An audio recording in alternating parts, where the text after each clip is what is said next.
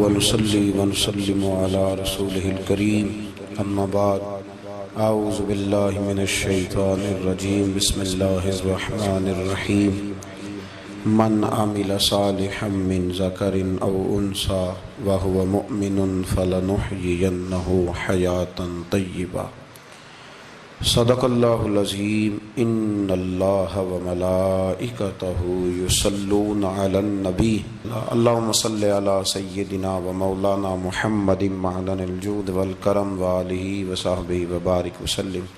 حمد و صلاۃ کے بعد آج رمضان المبارک کی 27ویں رات ہے۔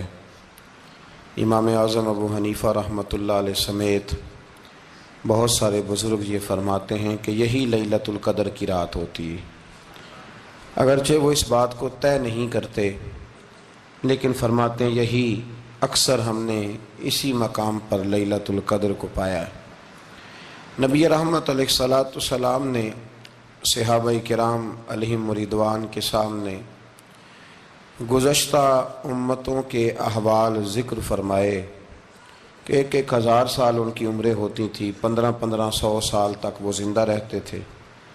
تو صحابہ کے دلوں میں تجسس پیدا ہوا کہ اگر عمر 1000 سال ہوگی تو نماز بھی تو 1000 سال ہی پڑھیں گے نا، اگر عمر 1500 سال ہوگی تو روزے، عبادتیں، یہ سارے کام بھی تو بڑے زیادہ کرتے ہوں گے۔ تو یہ شوق جب پیدا ہوا تو اللہ کریم نے فرمایا کہ محبوب میں ایک رات دیتا ہوں، لیلۃ القدر خیر من الف شہر، جو رات ایک ہوگی پر 1000 مہینے سے بہتر ہوگی، 1000 مہینے سے۔ یہ رات اگر کسی کو میسر آ جاتی ہے اور پھر وہ صدق دل کے ساتھ، یعنی توجہ کے ساتھ، انہماک کے ساتھ، احتساب کی نیت سے، گناہوں کی معافی کی نیت سے اگر وہ اس رات کا قیام کرتا ہے، عبادت کرتا ہے، ذکر کرتا ہے، دعا کرتا ہے، تو محبوب کریم علیہ السلام نے وعدہ فرمایا ہے کہ اللہ اس کے پچھلے سارے گناہوں کو معاف فرما دے گا۔ دین، شریعت، قرآن، اسلام یہ بحث کرنے نہیں آیا دنیا میں۔ علماء جو بحث کرتے ہیں وہ توضیحات کے لیے، تشریحات کے لیے، تفاسیر کے لیے، وہ ان کا مقام ہے، لیکن ہم جو عوام بحث کرتے ہیں تو سمجھ لیں کہ دین بحث کرنے کے لیے نہیں آیا، دین تو عمل کرنے کے لیے آیا، اس پر عمل کیا جائے گا، عمل کی کوشش کی جائے گی۔ اور قرآن مجید نے کہا من عمل صالحا من ذکر او انثی، جو کوئی بھی اچھے عمل کرے چاہے وہ مرد ہو یا عورت ہو، وہو مؤمن، شرط یہ ہے کہ وہ مومن ہو، فلنحیینہ حیاتا طیبہ، فرمایا ضرور ہم اسے پاکیزہ زندگی عطا فرما دیں گے۔ جو عمل والے لوگ ہوتے ہیں انہیں اللہ کون سی زندگی دیتا ہے؟ حیات طیبہ، پاکیزہ زندگی۔ اللہ پاک، صاف ستھری، غلاظتوں سے پاک زندگی دیتا ہے جو بندہ عمل کرتا ہے۔ توبہ کا مطلب یہ ہوتا ہے کہ میں پچھلے گناہ پہ شرمندہ ہوں اور آئندہ نہ کرنے کا پکا وعدہ کرتا ہوں۔ انسان ہے، وعدے کے باوجود بھی کہیں غلطی کر لیتا ہے تو اللہ معاف کرنے والا ہے، لیکن وہ ساری رات روتا رہا، ہر مسجد سے چیخنے کی آواز آئی، اس نے ساری رات مسجد میں رو کے گزاری، لیکن جھوٹ چھوڑنے کا اس کا ارادہ ہی کوئی نہیں۔ وہ تو کہہ رہا ہے 3 دن کا رمضان رہ گیا ہے، پھر میں نے دیکھ نہیں لینا تمہیں۔ فساد چھوڑنے کا اس کا پروگرام ہی کوئی نہیں۔ وہ تو میاں طے شدہ بات ہے کہ سویرے وہ دکان پہ جائے گا اور صبح جو بیسن بیچے گا نا سموسے اور پکوڑے کے لیے، اس میں بھی ملاوٹ کرنے کا ارادہ رکھتا ہے۔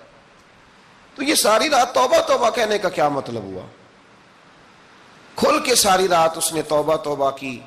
حضرت عمر فاروق رضی اللہ تعالیٰ عنہ کے بارے میں امام ابن جوزی نے لکھا ہے کہ رات کو نا گھر کے اندر بیٹھے بیٹھے اچانک رو پڑے حضرت عمر، 62 سال عمر ہے، خلافت کے آخری ایام چل رہے ہیں، تو رو پڑے ایسے ہی گھر میں بلا وجہ ہی۔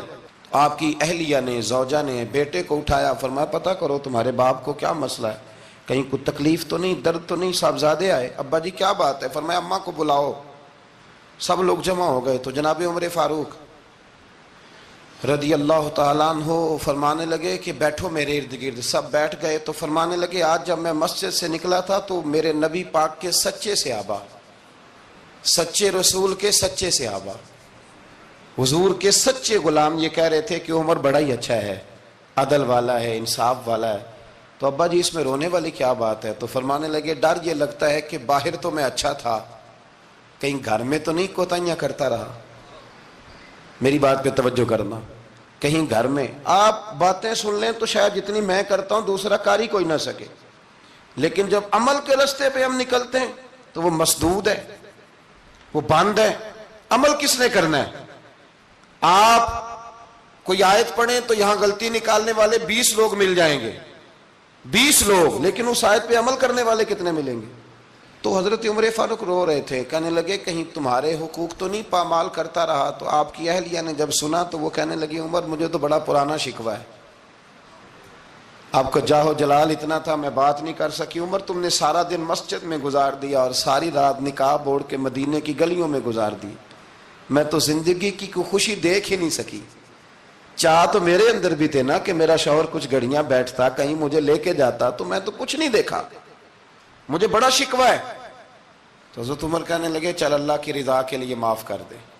بھئی معافی بیوی سے نہیں مانگی جا رہی، معافی اپنی غلطی کی مانگی جا رہی، یہ سمجھ لیں۔ بیوی کے لیے تو خاوند کا بہت بڑا مقام ہے نا، لیکن یہاں غلطی کس بات کی ہے؟ اپنی کمزوری پر غلطی کا اعتراف کر کے معذرت کا سوال کیا جا رہا ہے۔ تو حضرت عمر کہنے لگے معاف کر دے، تو اہلیہ کہنے لگی میں نہیں معاف کرتی، میری شرط پوری کریں۔ فرمایا وہ کیا؟ فرمانے لگی قیامت میں جب اللہ آپ کے لیے جنت کا حکم دے گا تو آپ میری سفارش کریں گے اللہ کی بارگاہ میں؟ سفارش کریں گے کہ یا اللہ مجھے کپڑے دھو کے دیتی تھی، میری عزت کی حفاظت کرتی تھی، میرے بستر کو پاک رکھتی تھی، کہیں گے؟ تو حضرت عمر فرمانے لگے تیرے ساتھ وعدہ رہا، رب نے اگر عمر کو اپنے فضل، اپنے کرم اور اپنے محبوب کے صدقے جنت دی تو عمر تیرے بغیر جنت میں نہیں جائے گا۔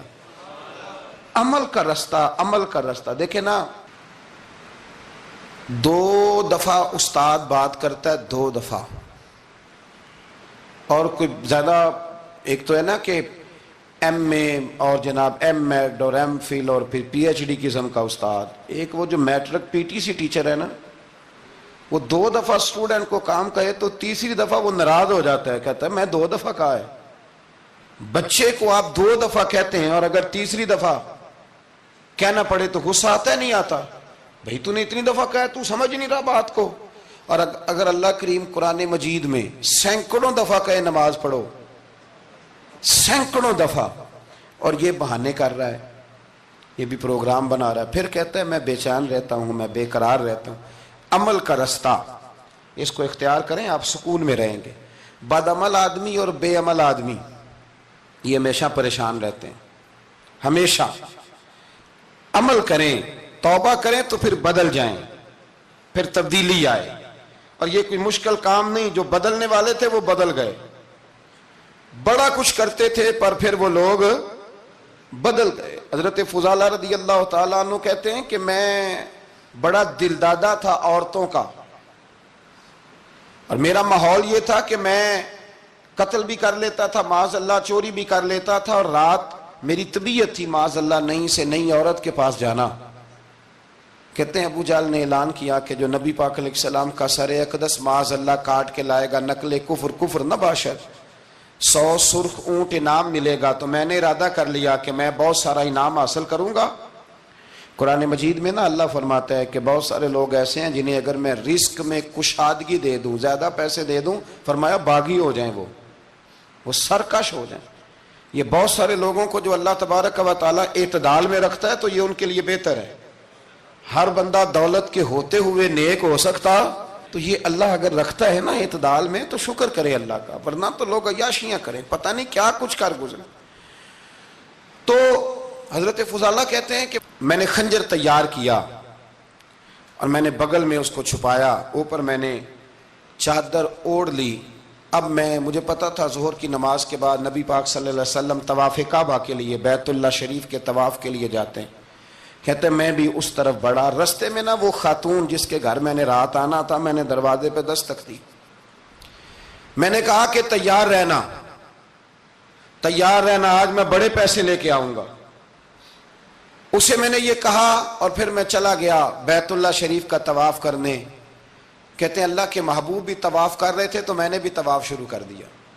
ارادہ یہ تھا کہ جہاں نبی پاک علیہ السلام میرے قریب سے گزریں گے تو موقع پا کر میں حضور کے جسم اقدس پر خنجر کھونپ دوں گا اور معاذ اللہ شہید کر دوں گا.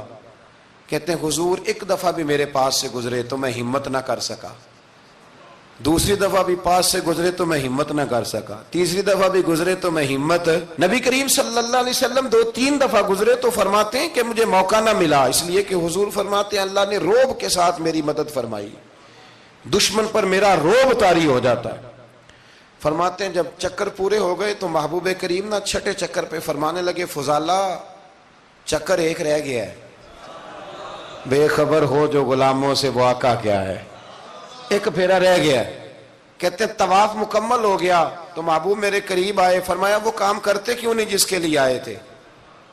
میں نے عرض کی یا رسول اللہ کون سا کام, کیسا کام؟ اندر تو چور تھا نا, بانج فقیروں کسے نہیں ماریا اے ہوئی چور اندر دا, اندر چور تھا نا. کہتے ہیں حضور نے مجھے کندھے سے پکڑ کے ہلایا, فرمایا کرتے کیوں نہیں. جب حضور نے ہلایا تو وہ خنجر بھی پیروں میں گرا اور میں بھی رسول اللہ کے پیروں میں گر گیا. میں نے کہا حضور مجھے کلمہ پڑھا دیں. کہتے ہیں حضور نے پہلے میرے دل پہ دست مبارک پھیرا, پھر میرے نبی نے مجھے کلمہ پڑھا دیا. اب نہ مرید ہونے والا کہتا ہے کہ جی آہستہ آہستہ میں ٹھیک ہو جاؤں گا. اب وہ آہستہ آہستہ کا کیا ترجمہ ہے یہ بالکل سمجھ نہیں آتی. بھئی کسی بندے سے 5 لاکھ روپیہ لینا ہے تو اس سے وہ کہتا ہے جی میں آہستہ آہستہ دوں گا, 500 روپیہ دے دیا کروں گا روز کا, تو کہتے ہیں میری رقم خراب ہوتی ہے, پورے دو. اور نیکی کی بات جب آتی ہے تو کہتے ہیں حضرت صاحب دین اتنا سخت نہیں ہے, میں آہستہ آہستہ ٹھیک ہو جاؤں گا. اب میں مغربی شاب پڑھنی شروع کر دیا میں نے, اب میں تسبیح لے لی ہے کل میں نے, بھی آہستہ آہستہ میں ٹھیک ہو جاؤں. یعنی رقم لینی ہو تو وہ آہستہ آہستہ قبول نہیں ہے, لیکن اور مکان کی رجسٹری اگر کرانی ہو تو مالک مکان کہے کہ آہستہ آہستہ کرا لو. کہتے ہیں پیسے پورے دیے, سویرے چل اور بیان دے. یہ کیا بات ہوئی؟ یہاں یہ جو ہمارا ماحول تھا نا کر لیں گے ہو جائے گا, یقین کریں لوگ قبروں میں چلے گئے ہیں پر مسجدوں میں نہیں آئے. ہر کام سے لوگ ریٹائر ہوئے پر گناہوں سے ریٹائر نہیں ہوئے. آخر تک تباہی اتر گئی لیکن لوگ بدلنے کو تیار نہ ہوئے. حضرت فضالہ کہتے ہیں ابھی میں نے کلمہ پڑھا, ابھی میں واپس آیا, رستے میں وہ بی بی کھڑی تھی. کہتے ہیں میں وہ شخص تھا کہ عورتیں مرتی تھی میرے اوپر اور کسی کی جرت تھی کہ وہ آئیں بائیں شائیں کرے, لیکن فرماتے ہیں میں بی بی کے پاس سے گزر گیا. پہلے تو اس کا خیال تھا رکے گا, لیکن جب میں رکا نہ تو دروازے پہ آئی, اور جب میں گزر گیا تو اس نے آواز دی, لیکن میں نے سنی انسنی کر دی. جب آگے بڑھا تو میرے پیچھے دوڑی. فرماتے ہیں مجھے پکڑ کے کہنے لگی فضالہ تجھے کیا ہوا, تو وہی نہیں جو یہاں سے گیا تھا. آپ فرماتے ہیں میں کبھی نہیں رویا تھا, میں کبھی نہیں رویا تھا. اور جب کہا نا تو وہی نہیں, کہتے میں نے سر اٹھایا تو میری آنکھوں میں آنسو تھے. میں نے کہا میں جو گیا تھا وہ نہیں ہوں, اب تو میں محمد عربی کا غلام بن گیا, اب میں وہ نہیں ہوں. اب نہیں ہو سکتا کہ کوئی میری نظر میلی ہو جائے, یہ کیسے ممکن ہے. اب نا اسلام کی تعریف ہم نے یہ کی ہے کہ خبردار کوئی ہمارے قریب نہ آئے, ہم کسی کو بات نہیں کرنے دیتے کہ ہم مسلمان ہیں, ہم بات نہیں کرنے دیتے. پتہ کیا بات ہے, ایک میری یہ تقریر ہوتی ہے ممبر پہ, اور ایک میرا عمل ہوتا ہے جب میں سفر کرتا ہوں, جب میں گاڑی میں بیٹھتا ہوں, جب میں دوستوں سے ملتا ہوں. جب ان دونوں باتوں میں تضاد آتا ہے نا, تضاد, تو لوگ تقریر کو جذبات نہیں کہتے, ایک فن بن جاتی ہے تقریر. آپ کو پتہ ہے نا وائزین نعت خواں کہتے ہیں میں نے محفل لوٹ لی, پھر لوگ شمار کرتے ہیں کتنے لوگوں نے سبحان اللہ کہی, پھر لوگ شمار کرتے ہیں کہ آج 5 بندے روئے بھی تھے جب میں تقریر کر رہا تھا. تو پھر یہ فن ہے, یہ جذبات کا اظہار. سمجھ لیں بات کو کہ عمل جب آپ نہیں نہ کرتے عمل, تو آپ خود بڑے بے چین رہتے ہیں کہ یار یہ میں کیا کر رہا ہوں, یہ کون سا گورکھ دھندا ہے کہ میرا عمل صفر ہوتا جا رہا ہے. ہمارے ایک استاد تھے تو وہ فرمایا کرتے تھے کہ اگر پڑھے لکھے آدمی کو تم بے عمل دیکھو تو اس سے دور ہٹ جایا کرو ورنہ تمہیں بھی بے عمل کر دے گا. میں نے ان سے عرض کی, میں نے کہا حضور یہ کیا ہے, تو فرمانے لگے اپنے حضرت صاحب سے پوچھنا وضاحت کریں گے. میں نے حضرت صاحب سے کہا جی عجیب بات کر دی ہے, علم والے بندے کے پاس بیٹھ کے تو علم آتا ہے. تو وہ فرما رہے تھے کہ علم والے بندے کے پاس اگر وہ بے عمل ہو تو بالکل نہ بیٹھنا, تو حضرت صاحب فرمانے لگا انہوں نے صحیح کہا ہے.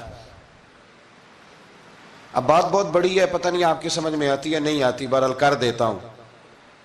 پڑھا لکھا بندہ اگر بے عمل ہو تو اس کے پاس، تو میں نے کہا حضور کیوں؟ فرمانے لگے اس لیے کہ وہ اپنی بے عملی پر بھی دلائل دے گا، وہ بے عملی پر بھی دلیلیں قائم کرے گا کہ یہ وجہ ہے تو اس لیے میں ایسے کر رہا ہوں. تو چونکہ وہ بے عمل ہے اور ہے پڑھا لکھا، نبی کریم صلی اللہ علیہ وسلم کے غلام نہ پل بھر میں بدل جاتے تھے. اور اللہ تعالیٰ بھی نا بڑے موقع دیتا ہے ہمیں، بڑے موقع. حضور نے فرمایا جس نے ایمان اور احتساب کی نیت سے روزے رکھے وہ نئی زندگی کا آغاز کرے، اس لیے کہ اللہ نے اس کے پچھلے سارے گناہ معاف فرما دیے. میرے نبی کریم علیہ الصلوۃ والسلام نے فرمایا جو شخص بیمار ہو گیا، مریض ہو گیا، اور نسائی شریف میں فرمایا کہ 3 دن تک بستر پہ رہا اور اس نے شکوہ نہ کیا اللہ کا، اور جب وہ شفا یاب ہو کے بستر سے اٹھا ہے نا، تب اللہ نے اس کے پچھلے سارے گناہ معاف فرما دیے. اور فرمایا جو حج کرنے گیا، حج کر کے واپس آیا، اللہ کے حبیب فرماتے ہیں یوں سمجھے کہ میں آج ہی ماں کے پیٹ سے پیدا ہوا. بڑے موقع اللہ نے دیے، بڑے موقع، بڑے سارے موقع عطا فرمائے کہ میں تیرے پچھلے گناہ معاف کر دوں گا. تو بھی تو نئی زندگی کا آغاز کرنا، تو بھی تو شروع کرنا نئے سرے سے، تو بھی تو بدل کے آنا، تو بھی تو اپنے اندر تبدیلی پیدا کرنا.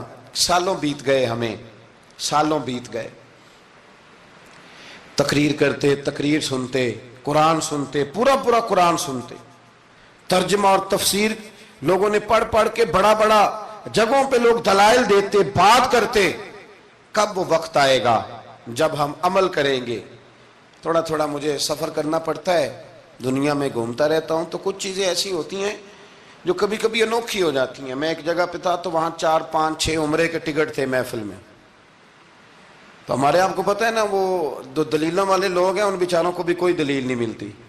تو ایک صاحب مجھے کہنے لگا جی عمرے کا ٹکٹ دینا جائز ہے قرآن اندازی کر کے؟ میں نے کہا یار چلو جائز ہی رہنے دو، تیری مہربانی، کہ اب اس پہ بھی اعتراض آ گیا ہے. میں نے کہا 100% جائز ہے، کوئی اس میں کوئی ایسی بات نہیں ہے. لیکن اندازی تو شروع ہو گئی جو حدیث میں نہیں آئی، عمرے کے ٹکٹ والی ہے جائز، پر نبی پاک نے جس قرآن اندازی کا کہا تھا وہ کب ہوگی؟ حضور نے فرمایا تمہیں پہلی صف کے ثواب کا پتہ چل جائے تم قرآن اندازی کرو. وہ کس دن کرنی ہے؟ کس مسجد میں ہوتی ہے؟ حضرت عبداللہ ابن مسعود فرماتے ہیں تمہیں پتہ چلے اذان کا ثواب کتنا، تم قرآن اندازی کرو. کب کرنی ہے؟ کون پڑھے گا اذان؟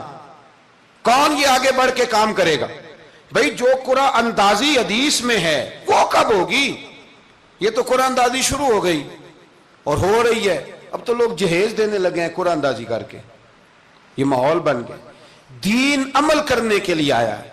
جو حکم میرے نبی پاک کے غلاموں کو ملا انہوں نے عمل کر کے دکھایا، انہوں نے عمل کر کے دکھایا. وہ عمل کے میدان کے لوگ تھے. حضرت ابوبکر صدیق سے زیادہ روایات مروی نہیں ہیں، اگر ڈھونڈنے نکلو گے تو زیادہ قول نہیں ملیں گے ان کے. حضرت عمر فاروق کے زیادہ اقوال، زیادہ ارشادات آپ کو نہیں ملیں گے. حضرت سیدنا عثمان غنی کی زیادہ باتیں آپ کو نہیں ملیں گی. ان کا عمل ملے گا، ان کا کردار ملے گا، ان کا لب و لہجہ ملے گا، زندگی گزارنے میں کیا طریقہ اختیار کیا وہ آپ کو ملے گا.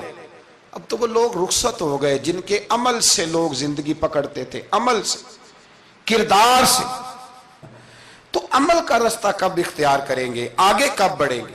میرے رسول کریم صلی اللہ تعالی علیہ وسلم کے غلام عمل کرتے تھے، اور جب عمل کرتے تھے پھر اس کا رزلٹ آتا تھا. یاد رکھنا رزلٹ نیتوں کا آتا ہے، ارادوں کا آتا ہے، عمل کا آتا ہے. گفتگو کا رزلٹ، آپ بڑا اچھا سبق سنا لیں تو پیپر نہ دیں تو پاس ہوں گے کہ فیل؟ آپ تو کہہ رہے تھے وہ مجھے سارا ہی آتا تھا. تو عمل آپ کرتے ہیں تو عمل پر نتیجہ ہوتا ہے، عمل پر، عمل پر. حضرت عبداللہ ابن مبارک رحمت اللہ علیہ کے جو والد تھے نا ان کا نام مبارک تھا. وہ ایک باغ میں رہا کرتے تھے، باغ کی دیکھ بھال کرتے تھے بڑے صاف ستھرے، بڑی ان کی طبیعت میں نکھار تھا. آج مسئلہ ہمارے ملک کا یہ ہے کہ ہمارے ملک میں صرف سیاستدان ہی جو ہے وہ غلط کام نہیں کرتا. یا بہت بڑی انڈسٹری ہو تو وہاں خرابی نہیں ہوتی، بلکہ ریڑھی والے کا بھی اگر ہاتھ پڑ جائے نا تو چھوڑتا وہ بھی کوئی نہیں، الا ماشاءاللہ۔ وہ بھی جو اچھے اچھے آم ہوتے ہیں وہ فرنٹ پہ لگائے ہوتے ہیں، اس نے دکھانے کے لیے اور ہوتے ہیں اور دینے کے لیے اور ہوتے ہیں، اور وہ کہتا ہے کہ یہ بھی تو میں نے بیچنے ہیں نا، تو بھئی اگر یہ بھی بیچنے تھے تو اکٹھے لگانے چاہیے تھے، لیکن معیار ہے نا ہمارا، عمل کا رستہ مسدود ہے۔ حضرت مبارک جو تھے وہ مالی کے طور پر غریب آدمی تھے تو کام کاج کرتے تھے۔ تو ایک دن باغ کا مالک آ گیا، اس نے آ کے آپ سے کہا کہ کنوں کا باغ تھا، اس نے کہا کہ لاؤ ایک، کنوں لا کے دیا تو کھٹا تھا، اس نے کہا یہ نہیں ٹھیک، دوسری درخت سے لاؤ، دوسرے سے لائے تو وہ بھی کھٹا تھا، تیسرے سے لائے وہ بھی کھٹا تھا۔ کہنے لگا بیٹے کتنے سال ہو گئے تمہیں؟ تو فرمانے لگے 10-12 سال۔ تو کہنے لگے تمہیں ابھی بھی نہیں پتا کس جگہ کا کنوں میٹھا ہے، سارے کڑوے لائے ہو؟ تو آپ فرمانے لگے آپ نے مجھے دیکھ بھال کے لیے رکھا ہوا ہے، کنوں چکھنے کے لیے نہیں رکھا، مجھ سے قسم اٹھا لیں کبھی میں نے چکھا بھی ہو، اس لیے کہ میرے ذمے اور کام۔ باغ کا مالک اتنا خوش ہوا کہ اس نے آزاد بھی کر دیا، اپنی بیٹی کا نکاح بھی کر دیا، اور وہ باغ بھی آپ کو تحفے میں ہی دے دیا۔ ان کے گھر حضرت عبداللہ بن مبارک پیدا ہوئے۔ ان کے والد گرامی کہتے ہیں کہ ایک دن پھر ایسا ہوا کہ میں نے نا باغ بڑا سجایا، سوارا، محنت کری، بادشاہ آ گیا۔ تو بادشاہوں کو بھی کچھ چیزیں پسند آ جاتی ہیں نا، اور ہمارے ملک میں تو ڈھیر سارے لوگ بادشاہ ہیں، ڈھیر سارے لوگ بادشاہ ہیں۔ اگر کسی تگڑے بندے کو کسی غریب کی جھونپڑی پسند آ گئی پھر اسے دینی ہی پڑے گی، بلکہ ایسی ایسی خبریں سننے کو ملتی ہیں کہ چودھری صاحب نے آ کے کہا ہے کہ مفت دینی ہے کہ پیسے لے کے دینی ہے، یہ یہاں تک خبریں۔ تو بادشاہ آ گیا، اس نے دیکھا بڑا سجا سنورا باغ ہے، اس نے حضرت مبارک سے کہا کہ مجھے نا جوس بنا کے پلاؤ کنوں کا۔ تو حضرت نے اسے نا جوس دیا، اس نے پیا تو بڑا مزہ آیا، کہنے لگا ایک گلاس اور نہیں دیتے؟ تو حضرت اور بنانے لگے تو اس کے دل میں نا اس سے پہلے خیال آ گیا کہ باغ بڑا شاندار ہے اور پھل بھی بڑا مزیدار ہے، تو قبضہ نہ کر لوں، اپنا ہی نہ ہو جائے، یہ اس کو دیتے ہیں تھوڑے بہت پیسے، یہ نکل جائے گا، نہ بھی نکلا تو ڈانٹ دیں گے۔ اتنی دیر میں نا حضرت مبارک رحمت اللہ تعالیٰ علیہ ایک گلاس شربت کا اور بنا کے لے آئے، بادشاہ کو دیا نا، تو اب جو گلاس آیا تو کڑوا تھا، کسیلا تھا، کھٹا تھا۔ تو بادشاہ کے گلے کو پڑا تو کہنے لگا یہ تم نے کیا کیا؟ پہلے تو بڑا میٹھا تھا، باغ وہی ہے تو ذائقہ کیسے بدل گیا؟ تو آپ فرمانے لگے وہ بادشاہ کی نیت بدلی ہے نا، بادشاہ کی نیت بدلی ہے تو اس کا بھی ذائقہ بدل گیا ہے، تو نیت نہ آپ کی بدلتی۔ تو اور یہ حضور کا فرمان ہے، فرمایا اللہ کے کچھ بندے ایسے ہوتے ہیں جو اللہ کے دیے ہوئے نور سے دیکھتے۔ کہا آپ کی نیت بدل گئی تو اس کا ذائقہ بدل گیا۔ اب بادشاہ نے دل میں کہا نہیں یار بندہ کہہ تو ٹھیک ہی رہا ہے، یہ تو اس کی محنت سے اللہ نے پھل دیا ہے، مجھے ایسا نہیں کرنا چاہیے۔ تو حضرت دوڑ کے گئے تو دوسرا جوس کا گلاس بنا کے لائے، اب دیا تو میٹھا تھا، کہنے لگا اب کیا ہوا؟ فرمانے لگے آپ کی نیت ٹھیک ہو گئی ہے تو رب نے ذائقہ بھی ٹھیک کر دیا ہے۔ نبی پاک علیہ السلام نے فرمایا اللہ تو تیرے گمان کے قریب رہتا ہے، تیرے گمان کے۔ یہ میں بچوں کو نا تھوڑے دن پہلے میں انہیں کہہ رہا تھا دین میں آگے بڑھنے کے لیے کوئی سیاست نہ کرنا، کوئی چکر نہ چلانا۔ میں نے چکر چلانے والے لوگ ہمیشہ پیچھے رہ جانے والے دیکھے، تھوڑا کر لینا پر اتنا کرنا جتنا مخلص ہو کے ہو سکے۔ کوئی چکر چلانا، کسی کھاتے میں پڑنا، اس سے بچنا، نہ پیچھے رہ جاؤ۔ میں نے بڑے بڑے تیز لوگوں کو زندگی میں زیرو دیکھا ہے، اور بڑے بڑے سادے لوگ جن کو 50,000 روپیہ گننا پڑ جائے تو تھک جائیں، لیکن اللہ نے انہیں دیا ہے تو بغیر حساب کتاب ہی عطا فرمایا ہے۔ تو ہم نہ نیتوں کے بل بوتے پر عمل کریں، خالی باتیں نہ کریں، آپ کا جو عمل ہوگا وہ آسانی کر دے۔ حضرت حبیب اجمی بڑے مالدار تھے، دنیا میں ڈھیر سارا فساد مالداروں کی وجہ سے ہوتا ہے۔ یہ جو شادیاں مہنگی ہوئی ہیں نا، یہ ابھی تھوڑا عرصہ پہلے کی بات ہے کہ شادی میرج ہال میں کرنے کا کسی دیہاتی کو کہتے تھے تو وہ کہتا تھا کہ میں نے نہیں میرج ہال میں کرنی، تی کروں توڑی دیے۔ اب کیا ہوا ہے؟ کوئی منع کرتا ہے؟ بلکہ جو بڑے دور دراز دیہات ہیں ان میں بھی میرج ہال بن گئے۔ یہ امیر کچھ قباحتیں ایسی پیدا کرتے ہیں کہ غریبوں کے لیے بھی مشکل ہو جاتی ہے۔ یہ کچھ ایسے معاملات لاتے ہیں میدان میں کہ پھر عام لوگوں کے لیے اس میں مشکلات ہوتی ہیں، چونکہ وہ رواج بن جاتا ہے معاشرے کا۔ پیسے والا آدمی اس رواج کو لاتا ہے میدان میں، اس سے خرابی ہوتی ہے. اور پھر میرے غریب کا یہ حال ہے کہ امیر کو رسم چھوڑ دے تو چھوڑ دے، غریب کو قرضہ اٹھانا پڑے چھوڑنی کوئی شے نہیں، اس نے جو مرضی ہو جائے، اس نے کوئی چیز پیچھے نہیں ہونے دینی. حضرت حبیب اجمی بڑے مالدار تھے تو وہ کاروبار کر، یہ مالدار لوگ جو ہوتے ہیں نا یہ تو کہتے ہیں پیسے کو پیسہ ہے نا، کتنا مشہور ہے جملہ، پیسے کو پیسہ. تو یہ پھر مارکیٹ میں پیسہ پھینکتے ہیں تو یہ پیسہ کھینچنے کے لیے پیسہ پھینکتے ہیں، پھر ایک دوسرے کو کہتے ہیں تیری وجہ سے مہنگائی ہوئی ہے، تیری وجہ سے مہنگائی ہوئی. حالانکہ مہنگائی کسی کی وجہ سے بھی ہوتی کس کے لیے؟ غریب کے لیے. مطلب پیٹرول مہنگا ہوا تو کرایہ بڑھ گیا بس کا، لیکن پیٹرول سستا ہوا تو کبھی کرایہ بھی سستا ہوا ہے، اس نے ادھر ہی رہنا ہے. تو مہنگائی کس بیچارے کے لیے ہوئی؟ غریب کے لیے، جس نے گھر جانا ہے نا، اس نے گھر جانا ہے. ابھی ہمارے ایک بچے نے جانا تھا تو سفر لمبا تھا تو کہہ رہا تھا 1000 روپیہ میرے پاس ہے پر کرایہ 1500 لگتا ہے. ابھی بھی لوگ حساب کرتے ہیں اور پھر سوچتے ہیں کہ رستے میں شے کوئی نہیں کھانی، اس لیے کہ پھر کرایہ کہاں سے دوں گا، مینج کر کے رکھتے ہیں. یہ خدمت ہوتی ہے نا علماء کی، حفاظ کی. تو مجھے پتہ ہے، میں اس قبیلے کا آدمی ہوں، مجھے پتہ ہے کہ یہ کیسے حساب کر کے رکھتے ہیں کہ اب اتنے آئے ہیں تو اس میں سے یہاں جس کے پاس ہیں ہی بڑے لمیٹڈ سے تو وہ بیچارہ پہلے سے سوچ کے بیٹھا ہوتا ہے. مجھے پتہ ہے جن کے پاس پھر بے حساب ہوتا ہے وہ پھر مارکیٹ میں پھینکتے ہیں تو کھینچتے ہیں، ظلم کرتے ہیں. حضرت حبیب اجمی کہتے ہیں جب مال دیا اللہ نے تو میں نے سود کا کام شروع کر دیا. اب سود والوں کے پاس بھی بڑی دلیلیں ہیں، انشورنس والوں نے بھی فتوے رکھے ہوئے ہیں، وہ آگے فتویٰ دکھاتے ہیں، وہ کہتے ہیں جناب فتویٰ. تو میں نے کہا کہ فتویٰ مارکیٹ میں میری طرح کے مولوی ہیں میاں، اب کیسی بات کرتے ہو، فتویٰ تو مل ہی جاتا ہے.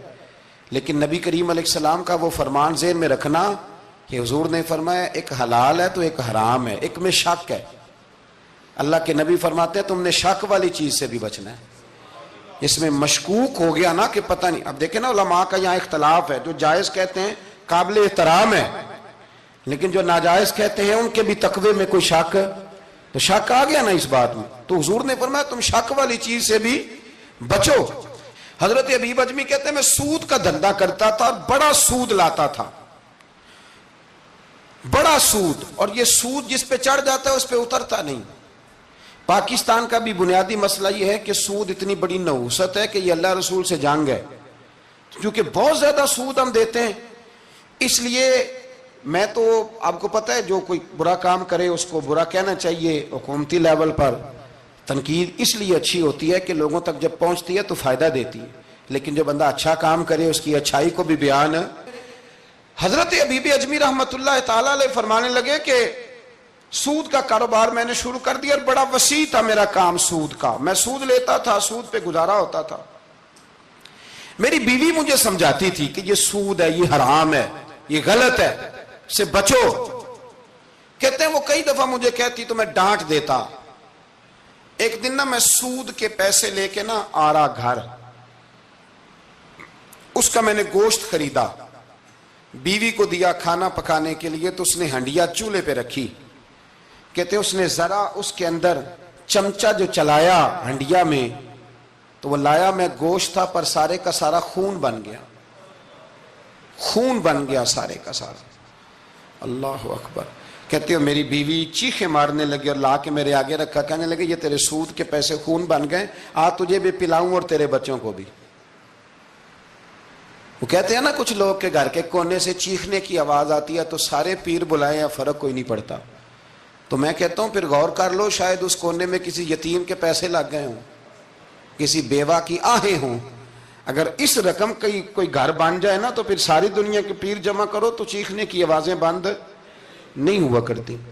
حضرت حبیب اجمی رحمۃ اللہ تعالی علیہ فرمانے لگے کہ وہ جب بن گیا نا خون تو اب میرے اندر نا چوٹ لگی کہ یار اگر دنیا میں اللہ تعالیٰ مجھے نظارے دکھا رہا ہے تو آخرت میں میرا کیا بنے.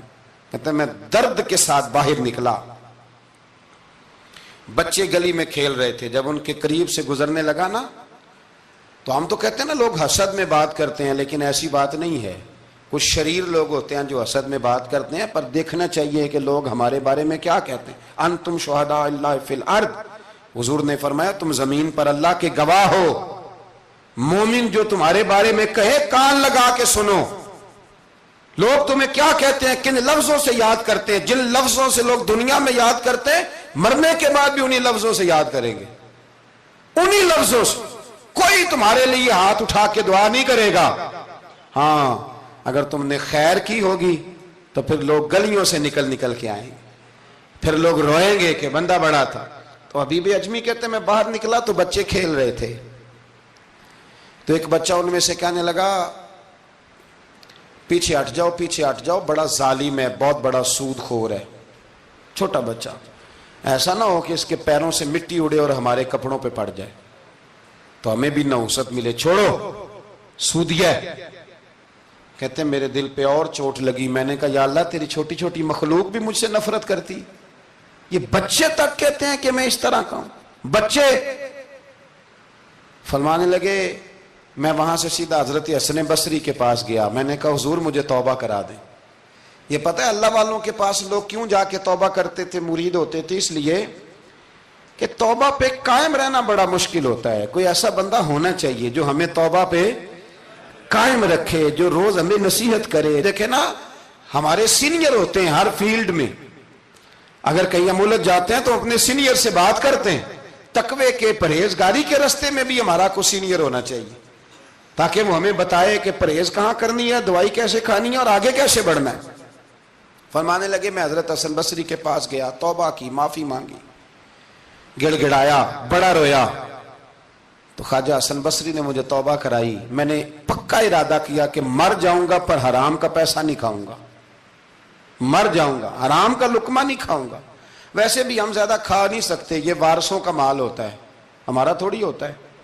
ہم کسی کے مال کے محافظ بنے رہتے ہیں، اور کھائے گا کوئی اور حساب دے گا۔ اور جہاں تک بچوں کا معاملہ ہے نا، بچے اچھے ہوں نا تو پیسے بانی جاتے ہیں، اور بچے نالائق نکل آئیں تو جو ہوں وہ بھی اجڑ جاتے ہیں۔ تو اس لیے محنت تربیت پر ہونی چاہیے، نہ کہ بینک بیلنس پر ہونی چاہیے۔ حضرت حبیب اجمی کہتے ہیں واپس آیا سچی توبہ کر کے، ایک لقمہ حرام نہیں کبھی لوں گا۔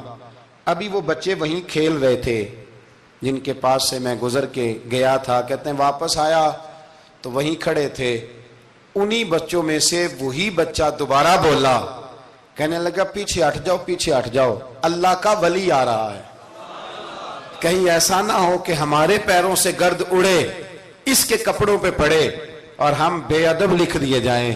کہتے ہیں میں نے چلتے چلتے چیخ ماری کہ اے اللہ، ابھی تو میں آج بدلا ہوں، آج میں بدلا ہوں تو تو نے میرے حق میں ساری گواہیاں بھی بدل دی ہیں، تو نے سارا نظام بدل کے رکھ دیا ہے۔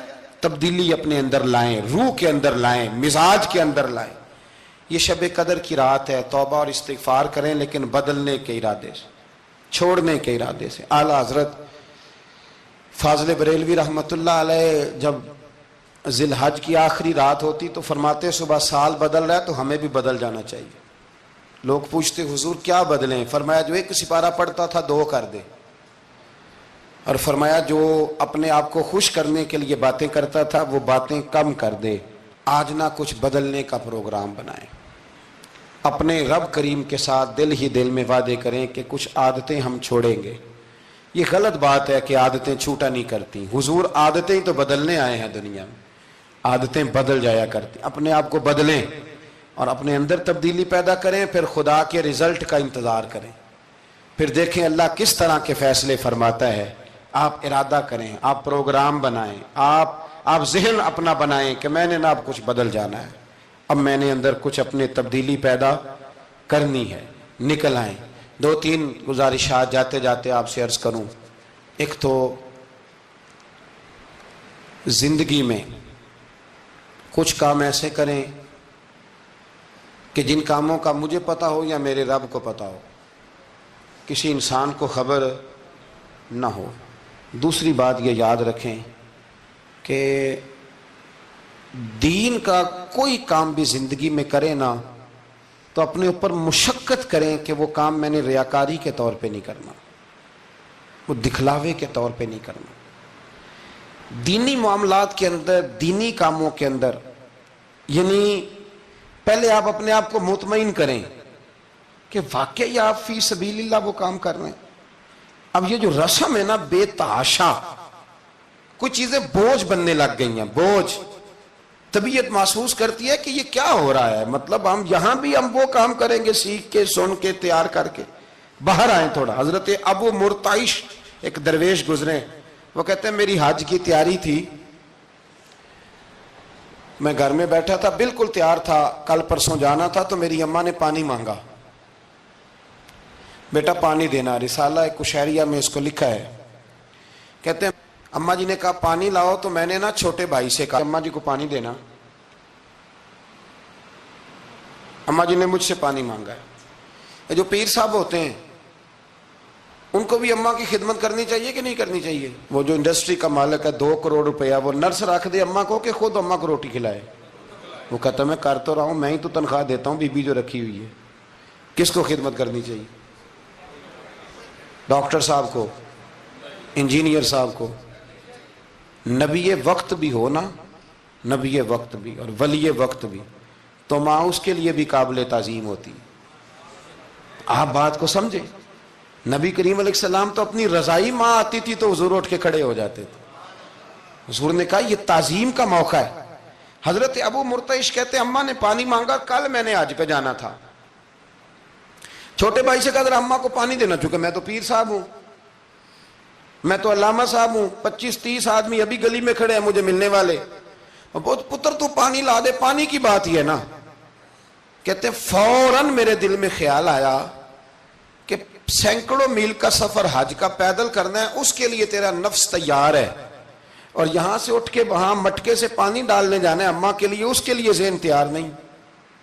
فرماتے ہیں پھر میرے اندر سے آواز آئی کہ یہ تو حج کرنے جا رہا ہے نا، اس میں لوگ تجھے حاجی کہیں گے، اور واپسی پہ تیرے گلے میں پھولوں کا ہار ڈالیں گے، لیکن اماں کو پانی پلانے پر تو کوئی بندہ انعام نہیں دے گا، کوئی شور نہیں ہوگا۔ تو فرماتے ہیں میں سمجھ گیا کہ ابھی میں حج کے لیے نفسیاتی طور پر تو تیار ہوں پر دلی طور پر تیار نہیں ہوں۔ کہتے ہیں میں نے حج کا ارادہ چھوڑ دیا۔ میری اماں کہنے لگی بیٹے جاتا کیوں نہیں؟ میں نے کہا اماں پہلے تیرے تک پہنچ لوں پھر بیت اللہ شریف تک بھی پہنچ جاؤں۔ تو دینی کام زندگی میں کوئی بھی کرے نا مخلص ہو کے کریں، نکل آئیں تصنع سے، بس کریں۔ یار مطلب سب کے سامنے اداکاری تو اللہ رسول کے سامنے بھی اداکاری، چھوڑ دیں یار۔ مطلب ویسے بھی میں کہتا ہوں اداکاری کرتے بندہ تھک جاتا ہے، اداکاری کرتے کرتے نا بندہ وہ لمبی نہیں چلتی۔ تو آپ نارمل زندگی میں اللہ رسول کے ساتھ رہیں گے تو وہ آپ کے لیے بہتری ہوگی، آسانی ہوگی آپ کے لیے۔ میں شب برات کی محفل کے بڑے پوسٹر نہیں بنواتا، شب قدر کے بھی نہیں بنواتا، اگر کبھی بنتے ہیں تو دوست کوئی بنا کے لگا دیتا ہے، بڑا مختصر سا پیغام، وہ بھی شاید آج کیوں بلا۔ میں دوستوں کو ہمیشہ کہتا ہوں کہ جس کو تنہائی میں شب قدر میں مزہ آتا ہے نا اللہ اللہ کرنے کا، وہ تنہائی میں کرے، لیکن زیادہ تر لوگ کر نہیں پاتے، اس لیے ہم محفل کو سجاتے ہیں۔ اس میں کوئی ایسا مقصد نہیں، کوئی ایسا معاملہ نہیں، خدا را کچھ تھوڑا سا اخلاص للہیت پیدا کریں طبیعت میں، اور کبھی بھی دین کے معاملے میں کسی جگہ بھی کوئی ایسا کام نہ کریں جس میں رکاوٹ ہو، آزمائش ہو۔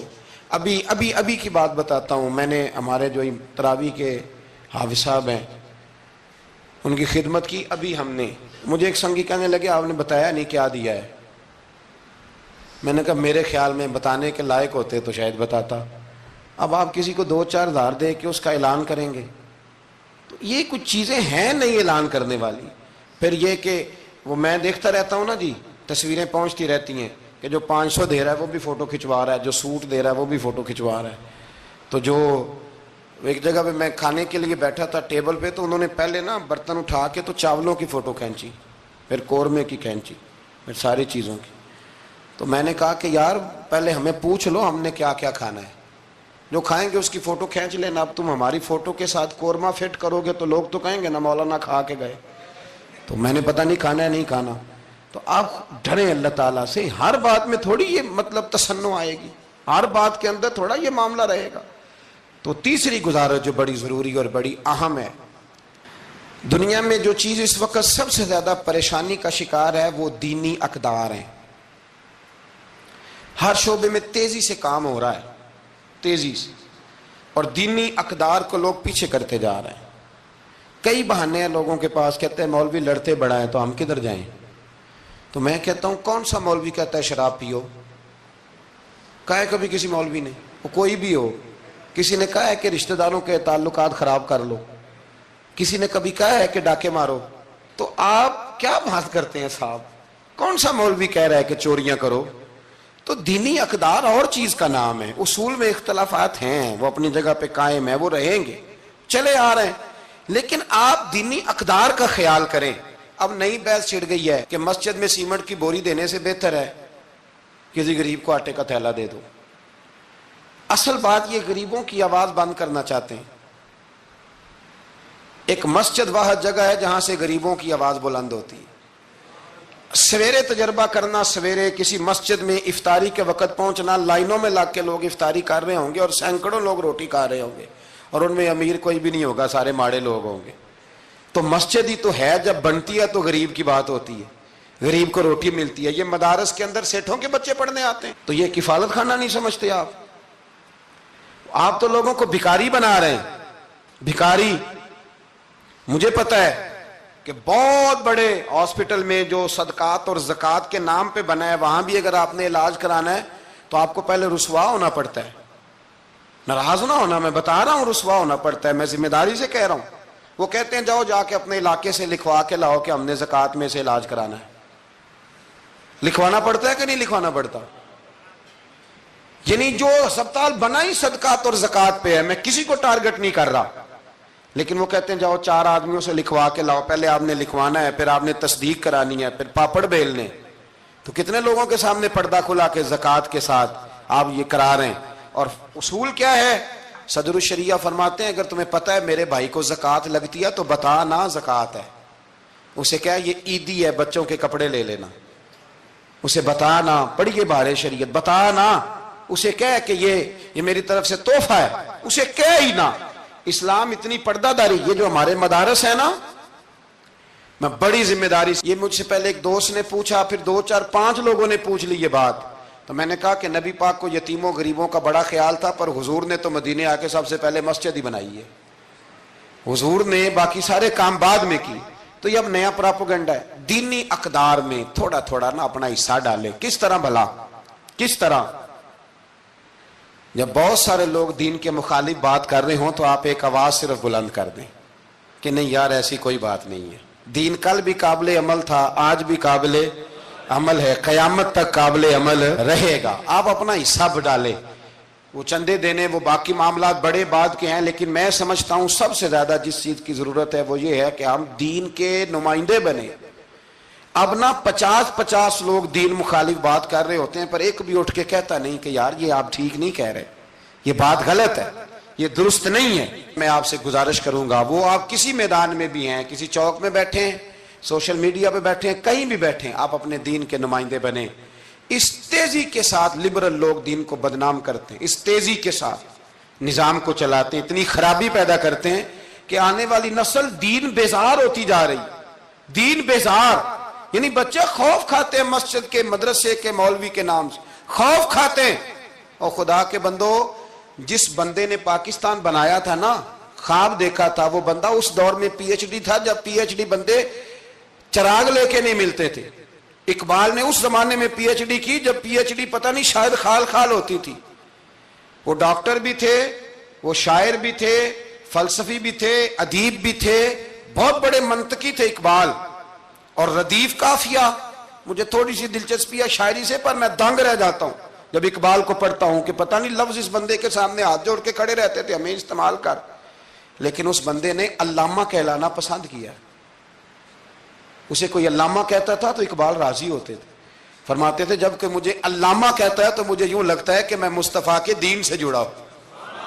وہ پسند کرتے تھے یہ بات کہنا، پسند کیا اس شخص نے. یہ آپ سمجھے، سرما تھا میری آنکھ کا خاک مدینہ و نجف، یہ پسند کیا اس بندے نے یہ بات کہنا. اس نے پسند کیا اپنے آپ کو رسول اللہ صلی اللہ علیہ وسلم کا غلام کہنا. آپ سمجھے نہ جہاں میں کہیں بھی اما ملی، جو اما ملی تو کہاں ملی. کہنے لگے میرے جرم خانہ خراب کو تیرے عفو بندہ نواز.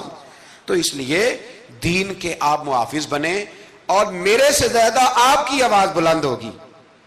جب ایک سٹوڈنٹ پینٹ شرٹ پہن کے دین کی بات کرے گا تو لوگ کہیں گے نہیں رمق ہے، اس کو یہ کہہ کے بند نہیں کریں گے تو مولوی ہے تیری. تو میں آج شب قدر میں آپ سے گزارش کرتا ہوں, میں منت کرتا ہوں. اب نہ بڑی تباہی ہو گئی ہے, میری نسل کے آنے والے بچے دین بیزار ہو گئے, وہ ڈرتے ہیں, شب قدر کی راتوں میں مسجدوں میں نہیں آتے, شب برات کی راتوں میں مسجدوں میں نہیں آتے. ایک تیزی سے جال پھینکا گیا ہے اور کافر اس میں کامیاب ہے. خدا را واپس لوٹو, اپنے دین کے نمائندے بنو. اقبال کہا کرتے تھے میری زندگی کا مقصد تیرے دین کی سرفرازی, میں اسی لیے مسلمان, میں اسی لیے نمازی.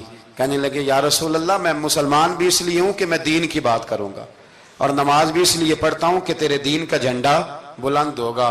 پر دین نبی دا وانگ یتیمہ رووے تے کرلاوے, تے آکھے میں کتھوں لبا عمر بہادر جڑا مینوں سینے لاوے. بڑی قسم پرسی ہے. دین کے نمائندے بنو, دین کی ذمہ داریوں پر آپ اپنا کردار ادا کرو, یہ بڑا ضروری ہے. تھوڑی منصوبہ بندی دین کے لیے بھی کرو. اگر پروفیسروں میں, ڈاکٹروں میں, انجینئر لوگوں میں, سیاستدانوں میں آپ کو اچھے لوگ مل جاتے ہیں اور آپ دل و جان سے ان پہ قربان ہونے لگتے ہو, تو کوئی دیندار بھی تلاش کاری لو, انشاءاللہ بڑے بڑے اچھے لوگ مل جائیں گے, اور اللہ کے فضل سے مل جائیں گے, اللہ کے کرم سے مل جائیں گے.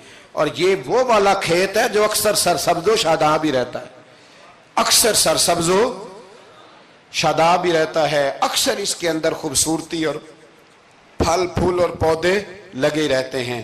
جو میں نے کہا میں دعا کرتا ہوں اللہ اسے قبول فرمائے. جہاں ہم بھول گئے میری دعا ہے اللہ ہم سے درگزر فرمائے. خیر کی بات کی اللہ ہمیں توفیق عطا فرمائے.